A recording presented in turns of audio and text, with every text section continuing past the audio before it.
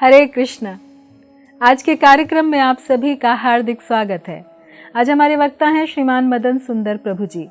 मदन सुंदर प्रभु जी ने Ohio state university USA से इलेक्ट्रिकल और कंप्यूटर इंजीनियरिंग में मास्टर्स डिग्री की है।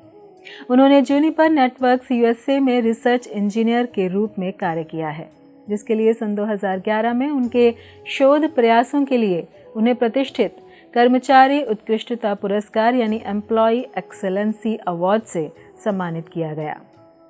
भगवद गीता के संदेश और इस्कॉन के संस्थापक आचार्य भक्ति वेदांत स्वामी श्रील प्रभुपाद के जीवन से प्रेरित होकर वे भारत लौटे तथा सन 2012 में पूर्ण रूप से वैदिक कला एवं विज्ञान के छात्र के रूप में इस्कॉन से जुड़ गए।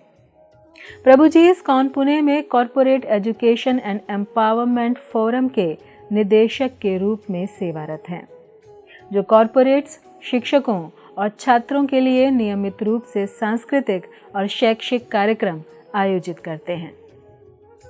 प्रभु ji TTL, Persistent Accenture, Sterling Health Care, Lumax Industries व Symbiosis Institute of Health Sciences आदि अन्य कई संगठनों में सत्र आयोजित कर चुके हैं, जिसमें उनका लक्ष्य कार्यस्थल में सचेतन मानसिकता के साथ आत्म जागरूकता और सकारात्मक जीवन को बढ़ावा देना है।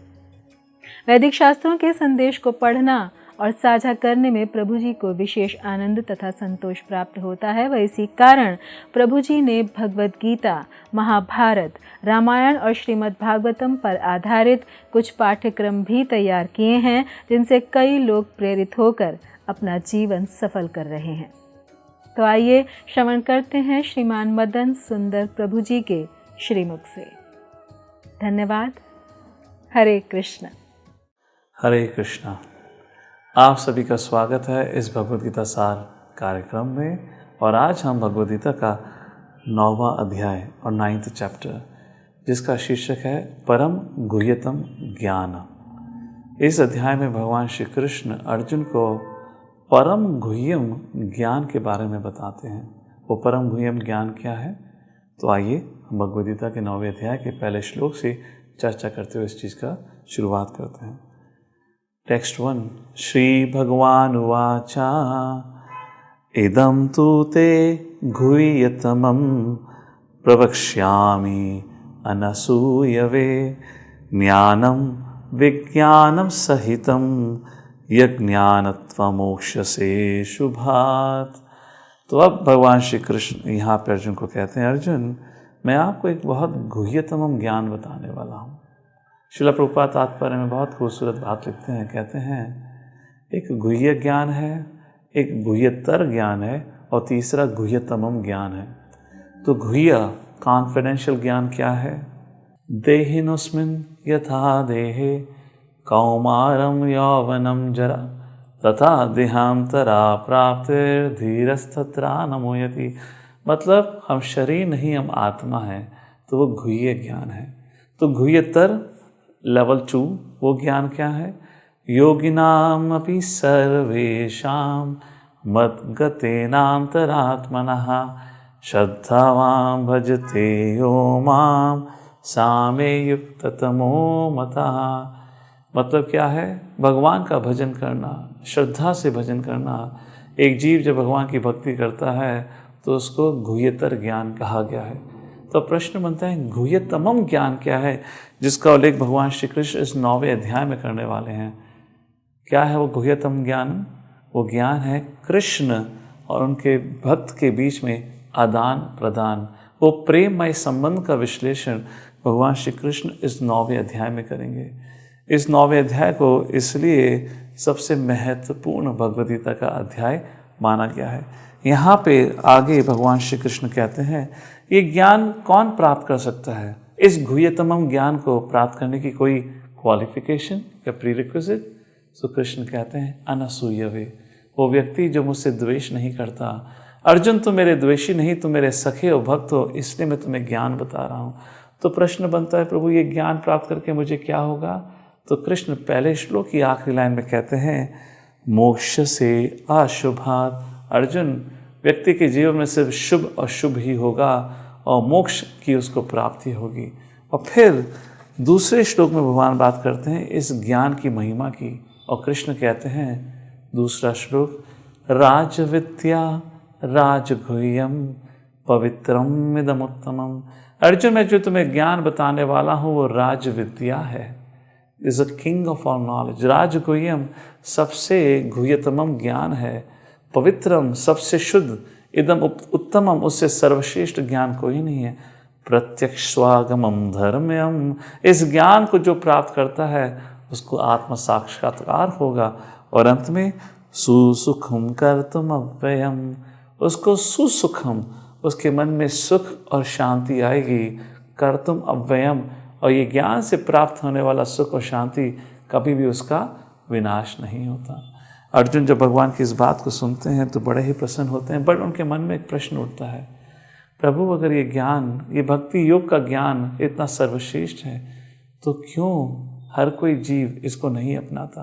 क्योंकि हर कोई जीव सुख शांति का जीवन चाहता है, हर जीव इस भौतिक दुनिया में सुख की खोज में लगा है, तो क्यों इस ज्ञान को नहीं अपनाता?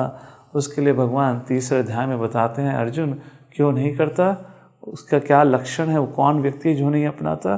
कृष्ण कहते हैं आश्रद्धा नः पुरुषा धर्मस्यास परन्तपः अप्राप्य माम निवर्तन्ते मृत्यु संसार वर्तमनि। अर्जुन, जो व्यक्ति श्रद्धा नहीं रखते भगवान पर या वैदिक शास्त्रों पर, वो व्यक्ति कभी भी इस भक्ति योग के नियमों का या भक्ति योग के मार्ग पर आगे नहीं बढ़ सकते। तो अर्जुन पूछते हैं प्रभु उनकी गति क्या है? भगवान कहते हैं मृत्यु संसार वर्तमनि। ये तीसरे श्लोक का आखिरी लाइन है जहाँ भगवान बताते हैं ऐसे व्यक्ति को जो मेरे में श्रद्धा नहीं रखता, शास्त्र में श्रद्धा नहीं रखता, मृत्यु संसार वर्तमनि, उसको दोबारा इस मृत्युलोक में दोबारा जन्म लेना पड़ता है, फिर जन्म मृत्यु जरा व्याधि, इस प्रकार इस भौतिक दुनिया में बार बार इसको पुनर्जन्म की साइकिल में भटकना पड़ता है। और फिर आगे भगवान श्री कृष्ण कहते हैं अर्जुन आओ अब मैं तुम्हें सुनाता हूँ मेरे ऐश्वर्य के बारे में, क्योंकि अगर आपको मेरे बारे में ज्ञान प्राप्त करना है, श्रद्धा प्राप्त करनी है तो ज्ञान से आता है। और अब मैं तुम्हें अपने बारे में और कुछ ज्ञान बताऊंगा, मेरा ऐश्वर्य का ज्ञान बताऊंगा। अगर देखा जाए तो 7वें अध्याय में भी भगवान ने क्या कहा था, तत्शृणु। अर्जुन, अगर आपको मेरे बारे में ज्ञान प्राप्त करना है तो आप मुझसे सुनिए।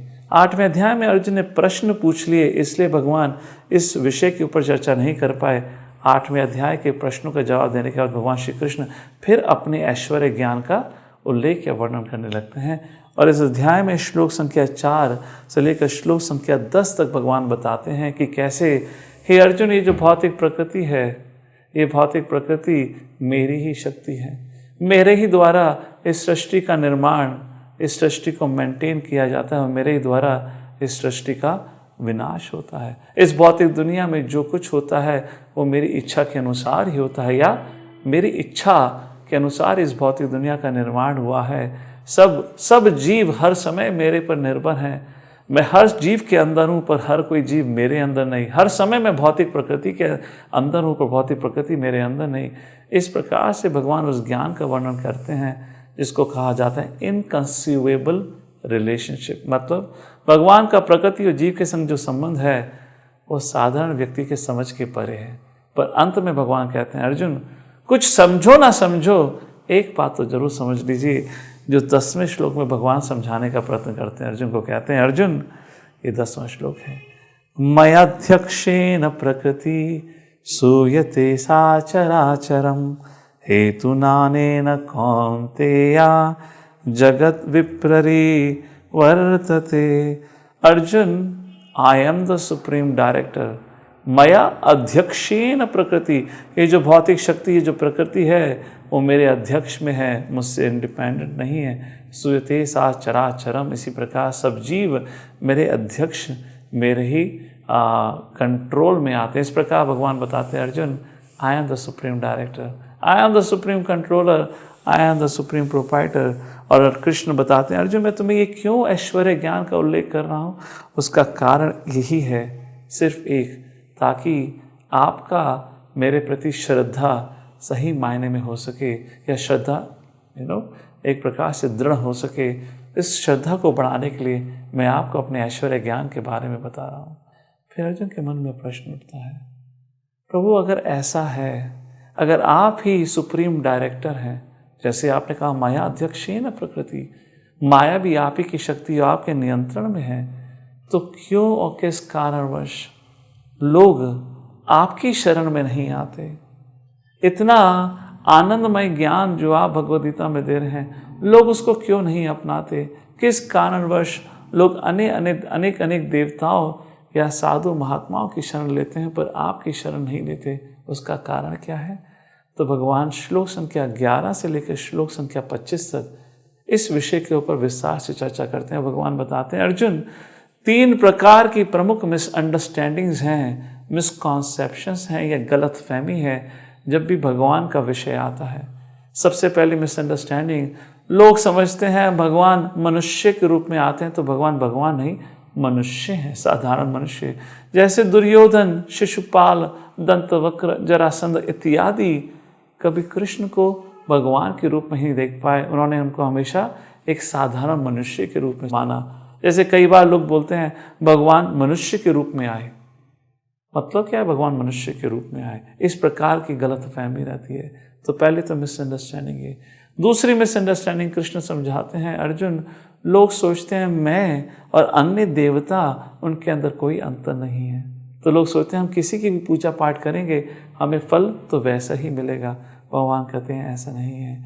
और तीसरी गलतफहमी जो लोगों को होती है वो कहते हैं प्रकृति सर्वश्रेष्ठ है, कर्म सर्वश्रेष्ठ है, भगवान सर्वश्रेष्ठ नहीं है। इस प्रकार की गलतफहमी को दूर करते हैं भगवान इस 11वें श्लोक से लेकर 25वें श्लोक तक, जहाँ भगवान बताते हैं अर्जुन ये सही नहीं है। मेरा स्वरूप है, मैं प्रकृति का मालिक हूँ, विराट रूप मेरा सोत्र नहीं है, विराट रूप मेरे से आया है, अन्य सभी प्रकार के देवी देवता मेरे ही अंश हैं, इत्यादि प्रश्नों का जवाब भगवान श्री कृष्ण इस श्लोक संख्या में देते हैं। तो आइए इसका वर्णन करते हैं।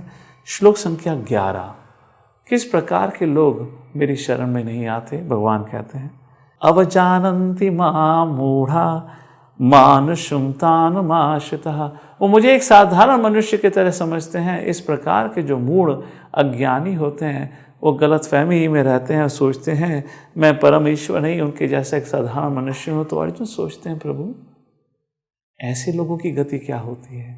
तो फिर भगवान श्री कृष्ण आगे बताते हैं 12वें श्लोक में, अर्जुन जो ऐसे मूर्ख लोग होते हैं, कृष्ण कहते हैं मोघाश मोघ कर्माणो मोघ ज्ञान विचेत सहा राक्षसम आसुरम चैवा प्रकृति मोहिनम श्रुतः। अर्जुन जो ऐसे लोग होते हैं अवजानन्ति माम मूढ़ा, जो मूर्ख प्रकार के व्यक्ति होते हैं, जो मुझे एक साधारण मनुष्य के रूप में देखते हैं, समझते हैं, वो मेरी प्रकृति, मेरी माया शक्ति की शरण लेकर उनका पतन हो जाता है। और 2 चीज़ कहते हैं भगवान, राक्षसम आसुरिम चैवा, वो राक्षसी और आसुरी प्रवृत्ति को अपना लेते हैं। उस प्रकार व्यक्ति मेरी भक्ति और मेरे शरण से और दूर हो जाता है। उदाहरण के रूप में जरासंध जो भगवान शिव का भक्त था, जरासंध जो ब्राह्मणों की बहुत सेवा किया करता था, वो जरासंध जो कंस का पिता था, फादर इन लॉ, एक प्रकार से ससुर कहते हैं, ससुर था। वो जरासंध जब शिशुपाल की जब रुक्मणी से विवाह होनी थी और कृष्ण रुक्मणी को अपहरण कर लेते हैं तो शिशुपाल बहुत दुखी हो जाते हैं। और तब जरासंध शिशुपाल को समझाते हैं, हे शिशुपाल, ये जो जीवन है कर्म के अनुसार चलता है, ये जो प्रकृति है भगवान के नियंत्रण में है, भगवान की इच्छा के अनुसार कुछ नहीं होता और अंत में तो व्यक्ति को अपने कर्म का फल मिलता है, इसलिए दुखी मत होइए। वो जरासंध शिशुपाल को भगवद गीता के नियमों को समझा रहा है, पर उसको खुद ही नहीं पता भगवान कौन है। वही जरासंध 18 बार कृष्ण या मथुरा पे हमला करता है। अंत में भगवान श्री कृष्ण भीम के द्वारा जरासंध की हत्या करवाते हैं युद्ध में। हिरण्यकाशिपु ब्राह्मण पुत्र बहुत ज्ञानी था। उसका भाई हिरण्याक्ष की जब मृत्यु हो जाती है तो हिरण्यकाशिपु अपनी माँ और हिरण्याक्ष की पत्नी को कहता है, हम शरीर नहीं, हम आत्मा हैं। ये जो भौतिक प्रकृति है नश्वर है, रोने की जरूरत नहीं है, सब भगवान के नियंत्रण में होता है। जानते हुए भी भगवान से ही द्वेष करता था। उस प्रकार के लोगों का उल्लेख यहाँ पे हुआ है, जो जानते भी हैं, जानते हुए भी भगवान को नकारते हैं। जो अनजाने उनका तो कहना ही क्या। तो जो भगवान को नहीं अपनाता वो राक्षसम और आसुरम प्रवृत्ति का होता है। उस प्रकार भगवान 12वें श्लोक में कहते हैं। तो अर्जुन के मन में प्रश्न आता है, प्रभु वो कौन है जो आपको अपनाते हैं? वो कौन है, उनको आप क्या कहते हैं? तो भगवान कहते हैं, अर्जुन वो महात्मा कहलाते हैं। 13वां श्लोक, महात्मानस तु मां पार्था दैवं प्रकृतिम आश्रितः भजन्ति अनन्या मनसो ज्ञात्मा भूतादिम अव्ययम्। अर्जुन ये मेरे इंटरनल एनर्जी, अंतरंग शक्ति के शरण में रहते हैं। इनको मैं महात्मा कहता हूँ क्योंकि ये मेरे तत्व या तथ्य को जानते हैं। तो दो चीज़ बताते हैं भगवान श्री कृष्ण इन महात्माओं के बारे में। दैवीं प्रकृतिम आश्रितः, वो मेरी जो अंतरंग शक्ति हैं उनकी शरण में हमेशा रहते हैं। दूसरा, मेरे अलावा ये किसी की भी शरण नहीं लेते। तो अर्जुन सोचते हैं, प्रभु अगर ऐसा है तो ऐसे व्यक्तियों को मैं कैसे पहचान सकता हूँ? अगर मैं सड़क पर जा रहा हूँ और कोई शुद्ध भक्त मेरी आंखों के सामने मुझे नजर आता है, तो ऐसे क्या लक्षण है जो मैं पहचान पाऊँ वो शुद्ध भक्त है? तो भगवान कहते हैं 14वें श्लोक में, सततम कीर्तयन्तो मां यतन्तश्चाद्रव्रतः नमस्यन्तश्च मां भक्त्या नित्ययुक्ता उपासते। कृष्ण बताते हैं, सततम कीर्तयन्त माम, सदा मेरे हरि नाम का जप करते हैं। सततम हमेशा कीर्तन, मेरे नाम जप का कीर्तन करते हैं। यतन्तश्च दृढ़वतः, जो भक्ति के मार्ग के नियम हैं उनको बड़ी दृढ़ता से पालन करते हैं। नमस्यन्तस, वो मेरी पूजा आराधना मुझे नमस्कार करते हैं। नित्ययुक्ता उपासते, अंत में कृष्ण कहते हैं वो हमेशा मेरी सेवा में लगे रहते हैं। इस प्रकार भगवान श्री कृष्ण महात्माओं का वर्णन करते हैं। और अब आगे 16वें श्लोक से लेकर 25वें श्लोक तक भगवान बात करते हैं 3 प्रकार के लोगों की या 3 प्रकार की पूजा की। तो भगवान कहते हैं, एक प्रकार के लोग होते हैं जो एकत्वेना में विश्वास करते हैं, दूसरे पृथक्तेना में विश्वास करते हैं, और तीसरे विश्वास करते हैं विश्वतो मुखम। क्या मतलब है? कुछ लोग होते हैं जिनकी श्रद्धा होती है ऐसी, वो सोचते हैं आप भी भगवान, मैं भी भगवान, सब भगवान। दूसरे कैटेगरी के लोग होते हैं जो सोचते हैं सभी देवी देवता एक समान है, सभी भगवान हैं। जीव और देवता में अंतर है पर सभी देवता और कृष्ण एक समान है। और तीसरे कैटेगरी के लोग होते हैं जो विश्वतो मुखम, जो भगवान का विराट रूप है, जिसका उल्लेख बस अब अगले 2 चैप्टर में आने वाला है। विश्वतो मुखम, उसको सर्वश्रेष्ठ मानते हैं। तो इस बारे में भगवान श्री कृष्ण अब 16वें श्लोक से लेकर 25वें श्लोक तक वर्णन करते हैं, और उसी के बारे में हम सारांश में यहाँ वर्णन करेंगे। भगवान श्री कृष्ण अब अर्जुन को इस एकत्वेना, पृथक्त्वेना और विश्वतो मुखम विषय के ऊपर आगे चर्चा करते हैं 16वें श्लोक से लेकर 25वें श्लोक तक। हम इस सेक्शन को फ्रीक्वेंटली आस्क्ड क्वेश्चंस के रूप में चर्चा करेंगे। विश्व रूप क्या है उसके बारे में तो वर्णन हम आगे करेंगे, तो अभी उसको हम यहाँ कवर नहीं करेंगे। बट देवताओं और कृष्ण के बीच में क्या संबंध है उसका वर्णन करते हैं। सबसे पहले कृष्ण और देवता का रिलेशनशिप या संबंध क्या है। जैसे हमने पहले बताया, भगवान श्री कृष्ण बताते हैं जो देवताएं हैं और जो जीवात्मा हैं वो सिर्फ एक ही तत्व के बने हैं, उनमें कोई अंतर नहीं है। उदाहरण के रूप में समझाने के लिए कि देवताओं में और जीव तत्व में क्या अंतर है और भगवान और देवताओं में क्या संबंध है, समझाने के लिए एक उदाहरण देते हैं। सोचिए कोई कंपनी है, उस कंपनी के कोई सीईओ हैं। अब वो सीईओ तो हर एक व्यक्ति को हायर नहीं करता, ना ही उसको सैलरी देता है, ना ही हर एक एम्प्लॉय को टास्क असाइन करता है। इन सब अलग अलग रोल्स के लिए उन्होंने HR head, finance head, technical head, अलग अलग प्रकार के लोगों को अपॉइंट करा है। जो HR हेड होता है, ही हैज़ मोर रिस्पॉन्सिबिलिटी, साथ ही साथ उसके पास more powers, he has more privileges और शी हैज़ मोर प्रिविलेज उस काम को करने के लिए। उसी प्रकार इस भौतिक दुनिया का नियंत्रण और भौतिक दुनिया को मेंटेन करने के लिए भगवान ने अलग अलग उपाधियाँ बनाई हैं, जैसे कि home minister, finance minister, education minister इत्यादि, जिन जगहों पर अलग अलग प्रकार के देवताओं को बिठाया हुआ है। जैसे इंद्र, इंद्र देव का नाम नहीं है, इंद्र पोजीशन का नाम है। जैसे सूर्य देवता, सूर्य देवता देवता का नाम नहीं है, देवता का नाम तो विवस्वान है। सूर्य पोजीशन का नाम है, जैसे prime minister, chief minister, home minister etcetera. इस प्रकार ये सभी देवी देवता जो शास्त्र में हमारा उल्लेख करा हुआ है, वो अपने पिछले जन्म में बहुत बहुत पुण्य आत्मा थी, जिनको भगवान ने सेलेक्ट कर इस प्रकार इस देवता की उपाधि दी है। जैसे इंद्र के बारे में अगर सारांश में वर्णन किया जाए, महाभारत में विस्तार से इंद्र के बारे में चर्चा होती है। इंद्र देवताओं में सर्वश्रेष्ठ, इसलिए उनको इंद्र कहा जाता है। इंद्र का मतलब क्या है? जो सभी देवताओं में सर्वश्रेष्ठ हो। तो जो पांडवों कौरवों के एक वंशज, जो एंसेस्टर थे बहुत बहुत पहले, एक समय में सूर्य देवता, वायु देवता, वरुण देवता पांडवों या कौरवों या कहीं हस्तिनापुर की सभा में आकर उनसे प्रार्थना करते हैं कि इंद्र, जो इंद्र की स्थिति या पोजीशन पर बैठे थे, आज नहीं है, आप कृपा करके इंद्र की स्थिति या पोजीशन को अपनाएं और हम सबका मार्गदर्शन संरक्षण करिए राक्षसों से। तो जो ये कौरवों और पांडवों के एंसेस्टर थे, तो वो जाकर कुछ समय के लिए इंद्र की पोजीशन पर बैठते हैं। तो मतलब क्या है? ये पोजीशन है, नाम नहीं है। तो जो पुण्य आत्मा होती है, तो क्यों वो धरती पर आए थे, पृथ्वी लोक पर आए थे? क्योंकि जो राजा था, जो पर्टिकुलर राजा था, बहुत पुण्य आत्मा था। इसने कई अश्वमेध यज्ञ करे थे, जिसके अनुसार वैसे भी उसको अगले जन्म में इंद्र की उपाधि मिलनी थी, पर इस जन्म में ही ऐसी स्थिति बनी कि इंद्र जो वहाँ उस समय थे, वो कारणवश उस स्थिति को या उस पोजीशन को हैंडल नहीं कर पाए। इसलिए जो बाकी देवता थे वो आकर इस प्रकार कौरवों के जो एंसेस्टर हैं उनसे प्रार्थना करते हैं। ऐसी कई कहानियाँ आती हैं शास्त्र में। तो पहली चीज़ ये, कभी आपने सुना है कि कोई और कृष्ण की उपाधि पा चुका हो? कृष्ण किसी उपाधि का नाम नहीं है, विष्णु किसी उपाधि का नाम नहीं है, ये नाम है। कृष्ण शब्द का मतलब होता है ऑल अट्रैक्टिव। राम का मतलब होता है जो सबको सुख या प्लेजर देता है, the one who gives pleasure and enjoyment. उम्मीद करते हैं आपको इन दोनों में अंतर समझ आ रहा होगा।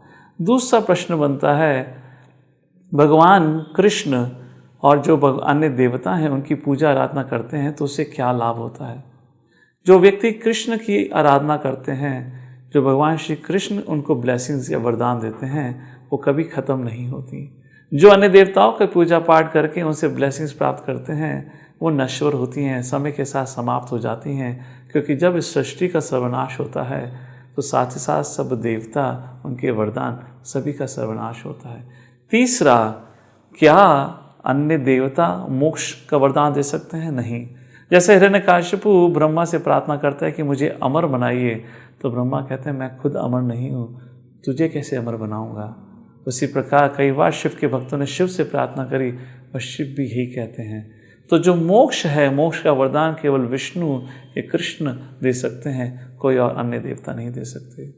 तो कई बार लोगों के मन में प्रश्न आता है, अगर हम विष्णु या कृष्ण की आराधना करेंगे और देवताओं की आराधना छोड़ेंगे, कहीं अन्य देवता हमसे क्रोधित तो नहीं हो जाएंगे? बिल्कुल भी नहीं, ये गलत मान्यता है।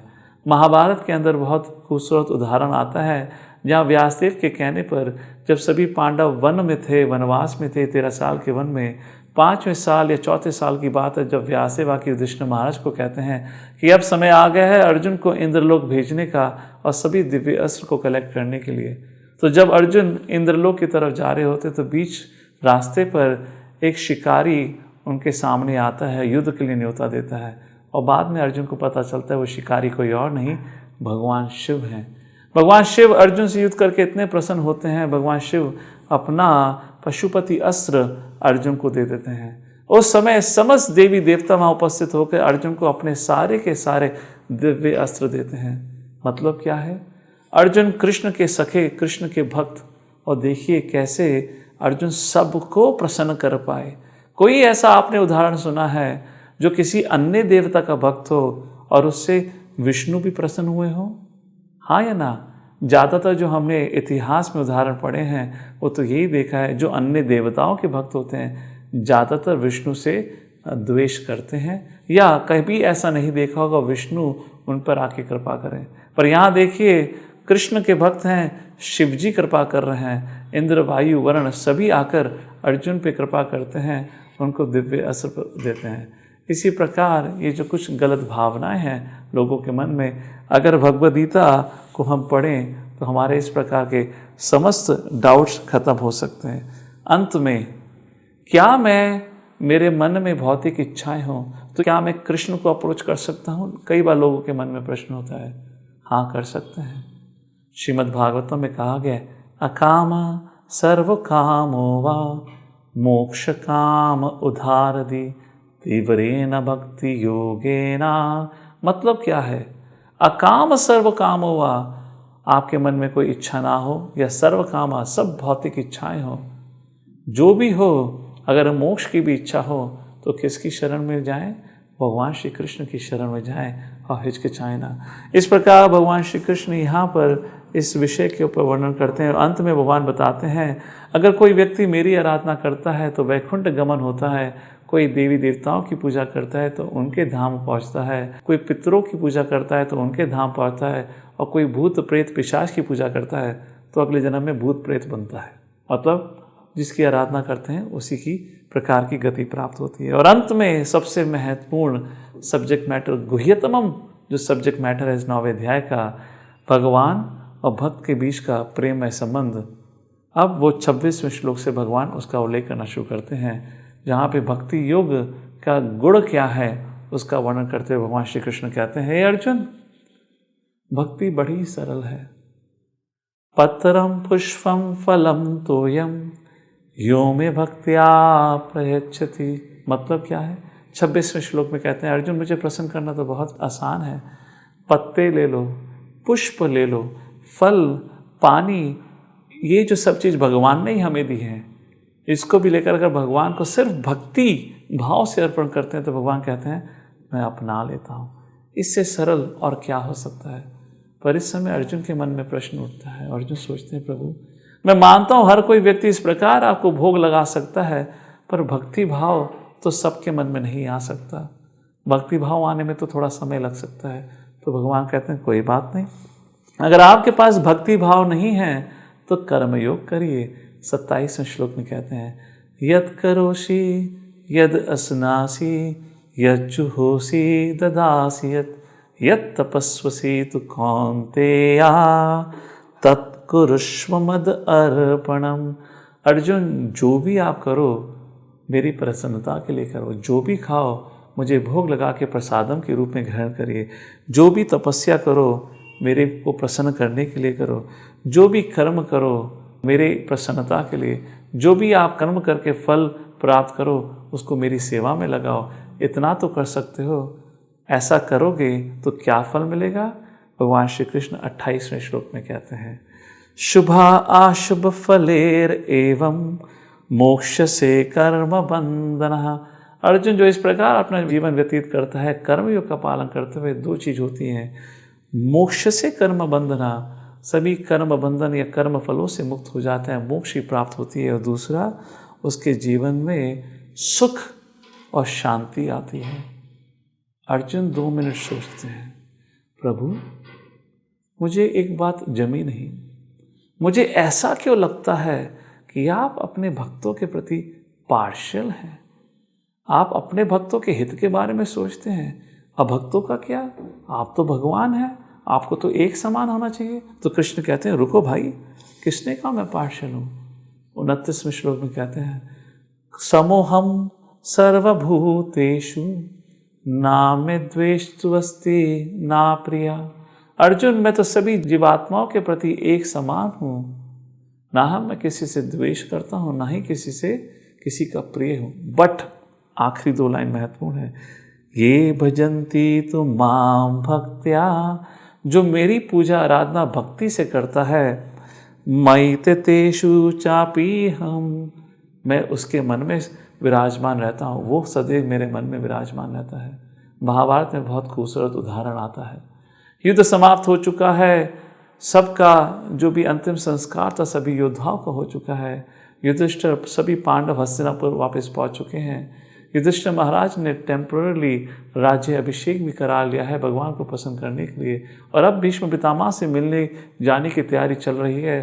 तो अगले दिन सुबह ब्रह्म मुहूर्त के समय में युधिष्ठिर महाराज कृष्ण के पैलेस में पहुंच जाते हैं, और जैसे ही पहुंचते हैं बड़े ही आश्चर्य में हो जाते हैं। भगवान श्री कृष्ण को समाधि की पोज में बैठा हुआ देखते हैं, और युधिष्ठिर कृष्ण कृष्ण कहकर कृष्ण को बुला रहे हैं। कृष्ण का ध्यान टूट ही नहीं रहा। तो युधिष्ठिर वहाँ बैठ जाते हैं। कुछ घंटों के बाद भगवान श्री कृष्ण अपनी ध्यान मुद्रा से उठते हैं। तो युधिष्ठिर महाराज बड़ी विनम्रता से भगवान को कहते हैं, हे प्रभु, अगर आप मुझे इस लायक समझें कि मैं आपके इस रहस्य को जान सकूं तो बताइए कि आप किस पे ध्यान लगा रहे थे। भगवान कहते हैं, हे युधिष्ठिर, आप सब यहाँ आ चुके हैं, पर एक व्यक्ति अभी भी कुरुक्षेत्र की युद्धभूमि पे पड़ा हुआ है। वो कौन है? युधिष्ठिर महाराज सोचते हैं। कृष्ण कहते हैं, भीष्म पितामह। उन्होंने आज भी प्राण नहीं त्यागे हैं, और आज उस अवस्था में उनका मन मेरे में लीन है।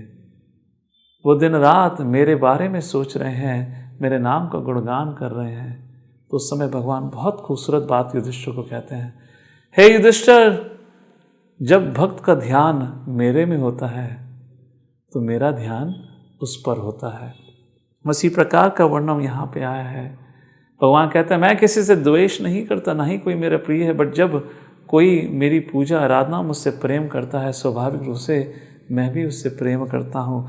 इतना ही नहीं अर्जुन, जो मेरी भक्ति करता है, चाहे अगर भविष्य में जाकर उससे कोई गलती भी हो जाए, अगर वो दृढ़ता से मेरी भक्ति के नियमों का पालन करता रहता है, उसको महात्मा कहा जाता है।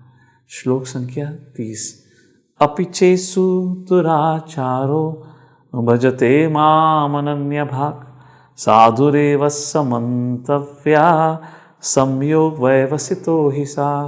अगर कोई गलती से कोई पाप कर्म कर जाता है तो उस व्यक्ति को फिर भी साधु कहा जाता है, अगर वो दृढ़ता से मेरी भक्ति करने में लगा हो। अर्जुन को ये बात गले के नीचे ही नहीं उतरती। अर्जुन बोलता है, प्रभु नहीं, मैं नहीं मान सकता। आप कैसे उस पापी को साधु कह सकते हैं जिसने कोई पाप कर्म करा हो? कृष्ण कहते हैं, अर्जुन क्यों? क्योंकि भक्ति की इतनी शक्ति है, जो भक्ति का पालन करता है तुरंत उसके सारे पिछले जन्म जितने भी पाप कर्म है उससे मुक्त हो जाता है। इसलिए 31वें श्लोक में भगवान कहते हैं, अर्जुन क्षिप्रम भवति धर आत्मा शाश्वत शांतिम निगच्छति। अर्जुन, जो भक्ति मार्ग का पालन करता है बहुत जल्द दोबारा वह धर्मात्मा बन जाता है, पाप कर्मों से मुक्त हो जाता है। अर्जुन कहते हैं, प्रभु नहीं, मैं नहीं मान सकता। कृष्ण को क्रोध आ जाता है। कृष्ण कहते हैं, अर्जुन तो मेरी बात नहीं मानते? तुम्हें लगता है जो भक्त है वो कोई साधारण व्यक्ति है? अगर वो भक्ति का पालन करे तो वो दोबारा धर्मात्मा नहीं बन सकता? मैं चाहता हूं कि तुम अभी इसी समय पूरे समाज के सामने डिक्लेयर करो। अर्जुन कहता है, प्रभु मुझसे क्यों डिक्लेयर करवा रहे हो? आप खुद ही करो। नहीं अर्जुन, तुम ही डिक्लेयर करो। क्या डिक्लेयर करो? कौन्तेय प्रति जानीहि नामे भक्त्या प्रणश्यति। जो मेरे भक्त हैं उनका कभी सर्वनाश नहीं होता। तो अर्जुन पूछता है, प्रभु आप मुझसे क्यों कह रहे हो अनाउंसमेंट करने के लिए? आप करो ना, आप कृपा करके। कृष्ण कहते हैं, बालक तेरे को पता नहीं है, युद्ध शुरू नहीं हुआ। तेरी रक्षा करने के लिए कितनी बार मुझे अपनी जो प्रतिज्ञा है तोड़नी पड़ेगी। मैंने प्रतिज्ञा क्या ली है? अस्त्र नहीं उठाऊंगा। तेरे संरक्षण के लिए कितनी बार तो मुझे सुदर्शन चक्र का इस्तेमाल करना पड़ेगा, और क्या क्या नहीं करना पड़ेगा। तो इसलिए जो मैंने बोला है वो कर। क्या बोला है? मैं अपनी प्रतिज्ञा तोड़ सकता हूं, पर मैं अपने भक्तों के वचनों को कभी झूठा नहीं ठहरा सकता। इसलिए अर्जुन तुम बोलो। तो फिर अर्जुन कहते हैं, क्या कहते हैं? कौन्तेय प्रति जानीहि नामे भक्त्या प्रणश्यति। कृष्ण के भक्तों का कभी सर्वनाश नहीं होता। यहाँ तक कि फिर 32वें श्लोक में भगवान कहते हैं, अर्जुन यही नहीं, चाहे व्यक्ति ने कितने ही पाप कर्म क्यों ना करे हों, चाहे वो मलेच्छ यावना ऐसे बुरे वंश में उसका जन्म हुआ हो, कोई फर्क नहीं पड़ता। जब व्यक्ति भक्ति का नियमों का पालन करता है, जब व्यक्ति दोनों हाथों को ऊपर उठाकर हरे कृष्ण महामंत्र नाम का जप करता है, हरे कृष्णा कृष्णा कृष्णा हरे हरे, हरे राम राम राम हरे हरे। कृष्ण कहते हैं, हे अर्जुन, बहुत जल्द वो धर्मात्मा बन जाता है। वो अंत में भगवान श्री कृष्ण इस 9वें अध्याय को समाप्त करते हुए कहते हैं, जो मेरा भक्त होता है वो क्या करता है, मन्मना भव मद भक्तो मदयाजी माम नमस्कुरु मामेव ससी युक्त्वा एवं आत्मना मत्परायणः। मन्मना भव मद भक्तो, अपने मन को मेरे में लगाता है, मेरी पूजा आराधना करता है। मनमना भव मद भक्तो मदयाजी माम नमस्कुरु, मेरी आराधना मुझे नमस्कार करता है। इस प्रकार मेरा श्रवणम कीर्तनम करते हुए भक्त सदैव आनंद में रहता है। और इस प्रकार ऐसे भक्त का संरक्षण मैं सदैव करता हूँ। ऐसे भक्त का कभी भी विनाश नहीं हो सकता। इस प्रकार भगवान श्री कृष्ण 9वें अध्याय में भक्ति योग की महिमा को बताते हैं। क्या भक्त, भक्ति और भगवान, ये तीनों एक दूसरे से अलग नहीं हैं, इनका नित्य संबंध है। भक्त का संबंध भगवान के संग भक्ति के द्वारा है। और वही श्री कृष्ण आज भगवद गीता में दिखा रहे हैं कैसे अर्जुन को प्रसन्न करने के लिए परमेश्वर भगवान सारथी के रूप में अर्जुन का रथ चला रहे हैं। तो इसी के साथ हम 9वां अध्याय समाप्त करते हैं। अब कल से 10वें अध्याय का वर्णन करेंगे, जहाँ अर्जुन भगवान से प्रार्थना करते हैं, प्रभु आपने मुझे अपने ऐश्वर्य के बारे में बताया पर विस्तार से नहीं बताया, कृपा करके थोड़ा विस्तार से अपने ऐश्वर्य ज्ञान के बारे में बताएं। और फिर 11वें चैप्टर में बोलेंगे अर्जुन, प्रभु आपने ऐश्वर्य ज्ञान के बारे में बताया है, डेमोन्स्ट्रेशन नहीं दिया है, थोड़ा लाइव प्रेजेंटेशन हो जाए, थोड़ा एक टीवी शो, तो फिर विराट रूप का दर्शन होगा। इस प्रकार से 9वें अध्याय में सारांश में हमने देखा कैसे भगवान श्री कृष्ण कहते हैं अर्जुन को, अर्जुन जो ज्ञान तुम्हें मैं देने वाला हूँ राज गुह्यम है, राज पवित्रम, इससे सर्वश्रेष्ठ ज्ञान कोई नहीं है। वो ज्ञान क्या है? गुह्यतम ज्ञान, मेरे भक्तों का संबंध। तो इसलिए भगवान कहते हैं सबसे पहले समझो मेरा भौतिक प्रकृति और जीवात्मा के संग क्या रिश्ता है। तो अर्जुन पूछते हैं, प्रभु तो सब लोग आपके इस ज्ञान को क्यों नहीं अपनाते? अवजानंती मां मूढ़ा, जो मूर्ख होते हैं इस चीज़ को समझ ही नहीं पाते अर्जुन, और जो समझते हैं वो महात्मा कहलाते हैं। इस प्रकार भगवान श्री कृष्ण इस सब्जेक्ट मैटर पर उल्लेख करते हुए जो देवताओं की पूजा करते हैं, जो मुझे साधारण मनुष्य समझते हैं या विराट रूप को सर्वश्रेष्ठ समझते हैं, उसका उल्लेख करते हुए अंत में भक्ति योग की क्या महिमा है उसका गुणगान करते हैं। इस प्रकार भगवद गीता का सबसे महत्वपूर्ण चैप्टर 9वां अध्याय यहाँ पे समाप्त होता है। आप सभी का धन्यवाद। जगत गुरु श्रील प्रभुपाद की जय। ऐसे ही और भक्तिमय कार्यक्रमों के लिए देखिए हरे कृष्णा टेलीविजन। इसे प्राप्त करने के लिए आप अपने केबल अथवा DTH ऑपरेटर से संपर्क करें तथा और अधिक जानकारी के लिए आज ही डायल करें 8767 845 845।